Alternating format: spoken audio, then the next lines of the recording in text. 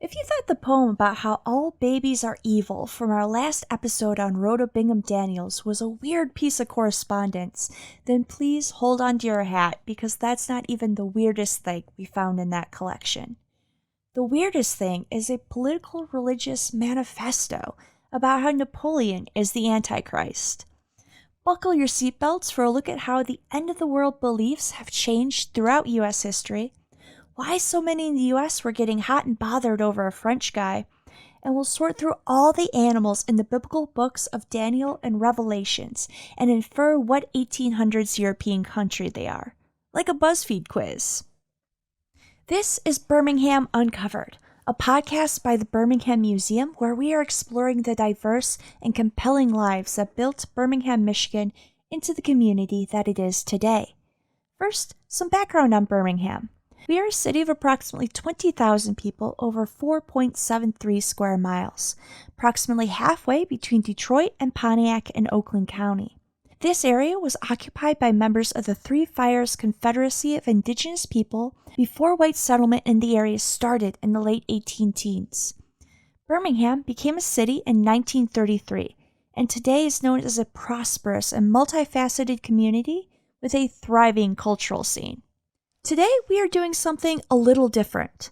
Among the papers and poems from Rhoda Bingham Daniels, which date to the early half of the 1800s, is a handmade booklet of 2 pieces of paper folded together for 8 pages total, held together with a metal sewing pin. The writing is fairly uniform, and there's very little in the way of margins. The writer had too much to say to include margins. And though the message seems like it might have come from a minister, the writing doesn't match Rhoda's grandfather, Jeremiah of the Babies Are Evil fame.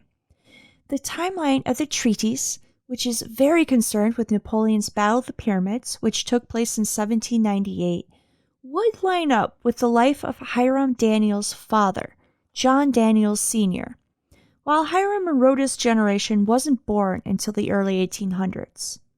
John Daniels Sr. is somebody we don't have any definitive writing samples from, and, incidentally, fought in the Revolutionary War, which could explain the bad feelings towards Great Britain in the treaties. John has another claim to fame.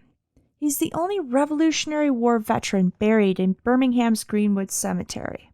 He moved to the area in the 1830s with his son Hiram. But again, the document could very well have been written by another family member or friend of Rhoda's as well. As a side note, please keep all the weird correspondence you get from your family. A future museum worker will thank you for the unexpected entertainment. And this document is worth exploring as a unique artifact. We simply do not have very many political or religious treatises at our museum. And it allows us to explore more of a range of prevailing religious thoughts and ideas of the early 1800s Americans, as well as looking at how certain segments of the American population received the news coming out of Europe. And what makes a treatise a treatise? It's a systematic exposition or argument in written form that includes a methodical discussion of the facts and conclusions that the author has reached.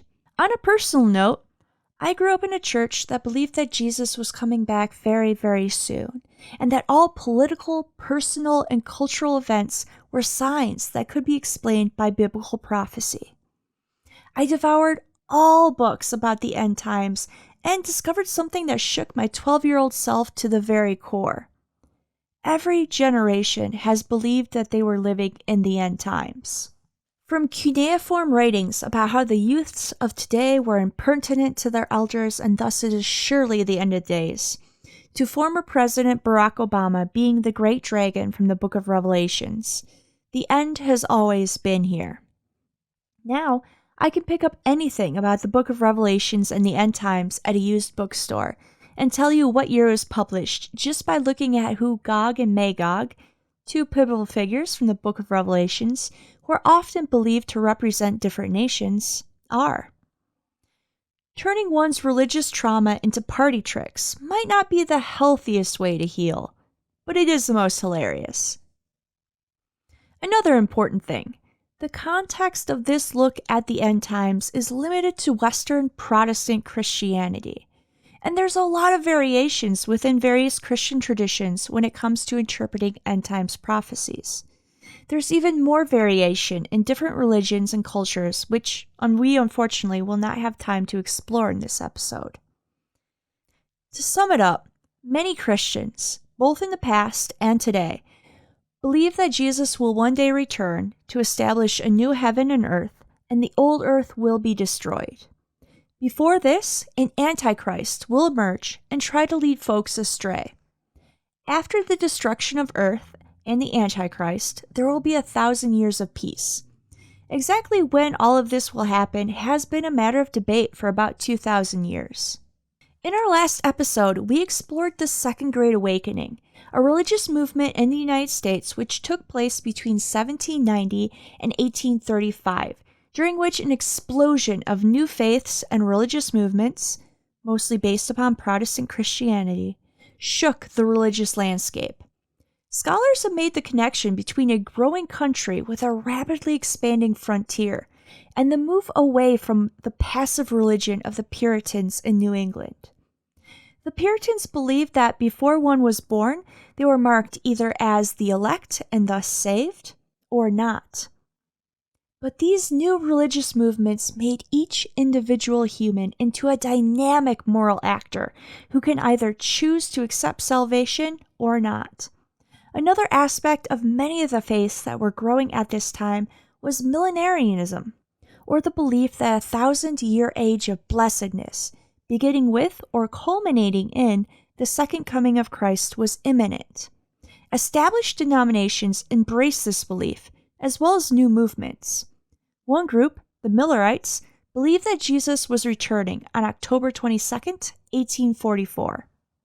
The Millerites followed the teachings of William Miller, who was a lay Baptist preacher who attempted to predict Jesus' return using some hard-to-follow math following the prophecy in Daniel about the sanctuary in Jerusalem being cleansed 2,300 days after it had been desecrated. The cleansing, Miller taught, was the earth being destroyed by fire at Jesus' second coming. Now, you might have realized that the world did not end in October of 1844, and the Millerites did too. This led to the Great Disappointment, as many Millerites, having sold their worldly goods in anticipation of the world's end, found themselves still on the same earth, but with much fewer assets. Some abandoned the faith and joined other groups, but some stuck around even as other dates given for the end of the world came and went.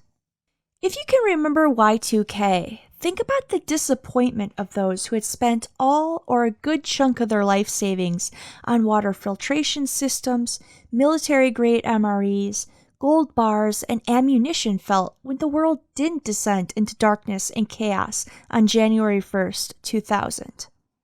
The experience of the Millerites was an important lesson for the millenarianism movement and other preachers who taught that the end of days was coming soon. While the end is coming, one really shouldn't set dates. There were still some date setters, but the majority kept it fairly vague.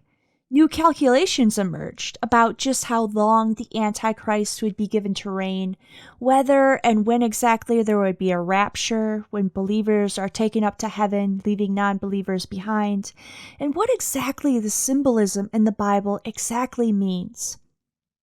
These debates still rage today as different sects of believers argue that the tribulation, or the time period that the Antichrist will reign in and many bad things will befall the earth, will be 7 or 5 years, that the rapture will happen before, in the middle, or after the tribulation, etc. Nowadays, popular media, like the Left Behind novels and movies, make it seem like all the events of the end times are clearly laid out and set in stone. But it's important to remember that those are only the views of one particular Christian sect, and that it took a long time for those beliefs to coalesce. And that's part of why this treatise is so interesting. We are glimpsing the evolution of how various parts of the Bible were being interpreted to reflect the historical context into which the author lived. So let's get into it. Though Jesus in the 4 canonical Gospels of the Bible talks about returning soon, The basis for a lot of the scenarios and beliefs of the end of the world for Western Christians comes from the Old Testament book of Daniel and the New Testament book of Revelations. Though several hundred years separate the two books, the book of Daniel was written towards the middle of the 2nd century BCE, or before the Common Era, and Revelations around 95 CE, or Common Era. Both do have quite a bit in common. Both are apocalypses, a type of writing that depicts the final destruction of evil in the world by God and the uplifting of the faithful to some sort of heavenly or messianic kingdom. And this usually involves a large, world-altering or ending destructive event, leading to our modern use of the word apocalypse. Biblical scholars believe both works were written to oppressed minorities in order to provide comfort during times of governmental oppression. For the authors of Daniel, this oppression took the form of a Seleucid king who plundered and desecrated the Jewish temple. The book uses the Babylonian exile of the 6th century to illustrate God's hand in restoring and helping the Jewish people. The book of Revelations, on the other hand, was written during the reign of one of the Roman Empire's most notorious emperors, Nero, when the burgeoning Christian community was being especially oppressed. The book shows Jesus returning soon and destroying the evil in the world once and for all. And because both biblical books were critiques of contemporary rulers and power structures, scholars suggest that the authors had to be creative. After all, there's no freedom of speech in the Seleucid or Roman empires. The authors of both books use allegories, figures of speech, and a lot of animal imagery. There's so much animal imagery. More animals than Noah's Ark. But if you've ever read the books of Daniel or Revelations, you might have noticed something very, very rude. The United States isn't mentioned in either book. From the earliest days of white settlement on the shores of what would become the United States, the colonists were calling themselves a shining city on the hill, or talking about how God was going to bless this divine experiment. So, obviously, we should be the stars of the show, right? Thus begins a very long tradition of inserting the United States into more recent biblical end times prophecies. Main character syndrome. We've always had it. The treatise in our collection starts with Daniel chapter 8, which lays out a prophecy about future rulers and compares them to goats. Although most scholars believe that this chapter was written after it was purported to, making it less of a prophecy and more of a recounting of past rulers.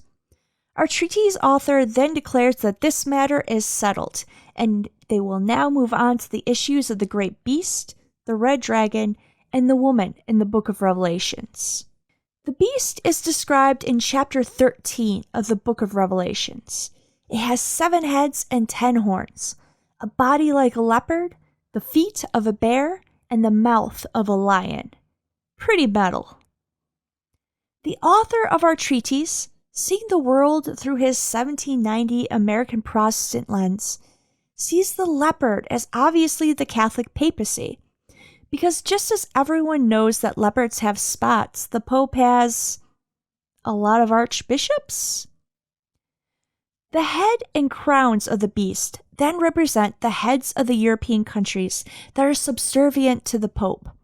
The feet of the beast represent Prussia, because a bear was their standard at this time, and the mouth is Great Britain, because a lion was their standard. I think Henry VIII would like a word about Great Britain being a tool of the papacy, though. Our treatise writer believes that Great Britain giving supremacy to Catholicism drove the colonists to America, where the divine hand of Providence protected them, until that dastardly Britain formed the colony of Georgia, which was bad for some reason. And Britain also started war with France, which led them to further tax and punish the colonists. This war that the author is referring to here is probably what us Americans call the French and Indian War, which took place between 1754 and 1763, and was over who would control what is now the Midwestern United States, and is sometimes referred to as a theater of the 7 Years' War, which took place in Europe and was about, well, listen. Honestly, Britain and France have kind of always been at war throughout history up until the 20th century. Our treatise's author believes that Revelations chapter 12 is about the American Revolution. In the chapter, a pregnant woman gives birth, and a waiting dragon tries to eat the child, who will rule nations with an iron scepter. The child is snatched up to heaven to be with God, and the woman flees into the wilderness. Then, a war breaks out in heaven, where the dragon is cast into the earth, and then it tries to kill the woman. The woman in this chapter has 12 stars, which, to our author, are the 12 colonies, because screw Georgia at the start of the revolution, you know? Georgia does not count for reasons. Those reasons being that we need 12 and not 13 stars. The woman is clothed with the sun, which to the author represents a symbol of France. In actuality, it was just the personal emblem of Louis XIV, who was known as the Sun King, who was the ancestor of Louis XVI, who was King of France during the American Revolutionary War. But again, why are we letting facts get in the way of a good story, right? The woman's baby is, of course, glorious American freedom. And then the mother is giving eagle wings to fly away with, which again is America, because no other nation has ever been associated with an eagle. Russia, Poland, Germany, Liechtenstein, Austria, the Czech Republic, Serbia, Montenegro, Albania, Romania, Moldova, Armenia, Mexico, Egypt, Jordan, Syria, Iraq, Yemen, Namibia, Nigeria, Zambia, and Ghana do not count. And now that we've established that, we can move on to France's Napoleon Bonaparte. During the late 1700s and early 1800s, the world felt like it was shrinking for many people. The newly independent United States was being pulled into European politics, and a faster flow of cross-Atlantic information meant that an individual living in Boston could easily keep on top of European politics.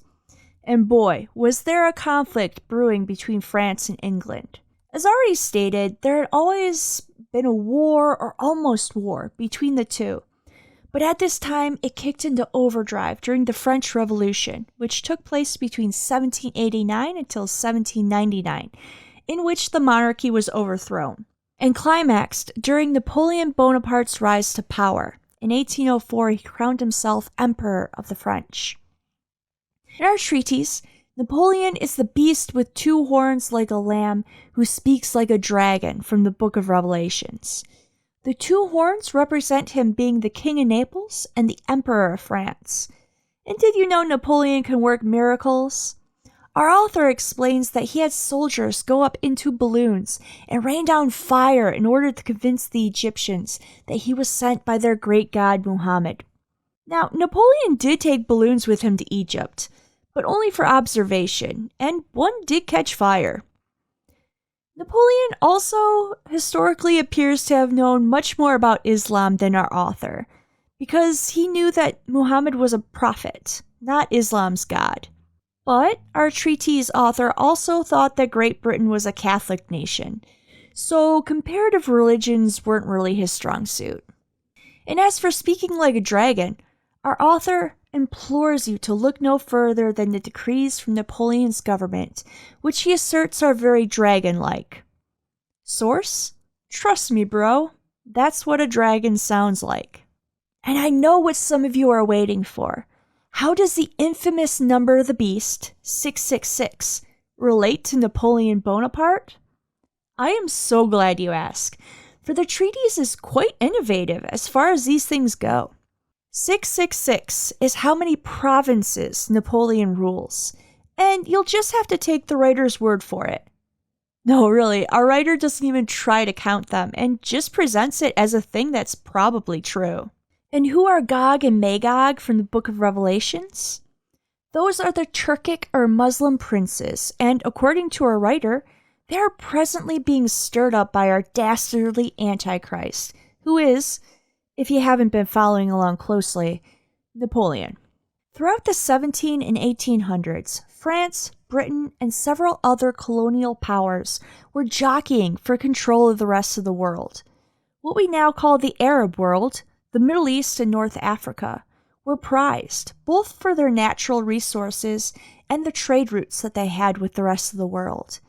And these colonial powers were spending a lot of time conquering, reconquering, putting down revolts, and trying to bribe local leaders to do their bidding. Egypt was an especially rich prize due to its history as an old civilization. Egyptian antiquities were carted off to museums, and mummies were sold to wealthy Europeans for unwrapping parties or for grinding into medicine. Both of these were very real, very popular things. But back to our treatise. Though only a short 8 pages, the author packs in a lot. Some of what they write about will be familiar to those who currently are or have been in a modern Christian church that likes to talk about the end times. There's something else that marks this document as fascinating. The millenarianism that emerged during the Second Great Awakening, which this treatise appears to be tapping into, reframes humans as active and not the passive actors that they were under a Calvinistic view of the world. As discussed in our previous episode on Rhoda Bingham Daniels, the Calvinistic worldview held by the Bingham family places each individual in a passive position.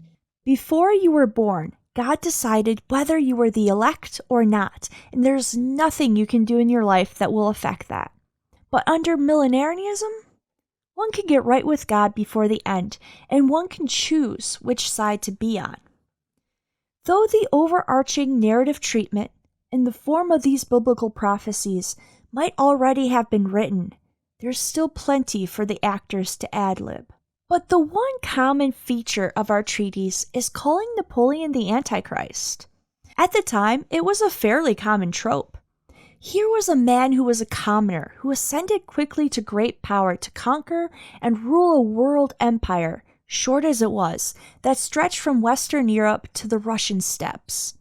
Many treatises, pamphlets, and sermons of the time cast him in the Antichrist role, with many doing some type of math to make his name fit the number 666. And even Leo Tolstoy's masterpiece War and Peace opens with Napoleon being called the Antichrist.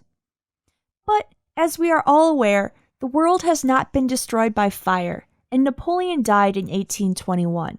Hundreds of thousands of Antichrists have been said to emerge since then, and grifters are always around to sell books and pamphlets all about them to the faithful, as well as buckets of freeze-dried, disgusting meals perfect for the end times. But was our treatise writer one such grifter? Were they a harmless crank with a passion for blaming everything on Great Britain? Or perhaps a true believer?